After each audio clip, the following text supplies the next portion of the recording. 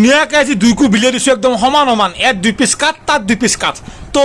আজি নিপুৰ এটা tough and tight competition হ'ব কুলি পাতা মোৰ লগত মোৰ কাৰণে আকৌ টাফ নহয় কাৰণ আই এম এ ভেৰি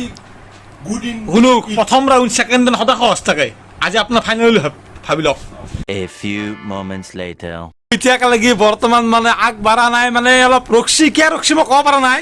হয়তো আৰু নৰে নেকি আৰু চেষ্টা কৰক চেষ্টা খুলি কিন্তু শেষ লাষ্ট 2 বিল যে মাতি আছে বহুত ভাল কৰিছে আৰু পানী লৈছে গুলি ইলে কি মাৰা সেইটো শেষ হবই প্ৰায় মানে শেষে আরে কি হেল্ল'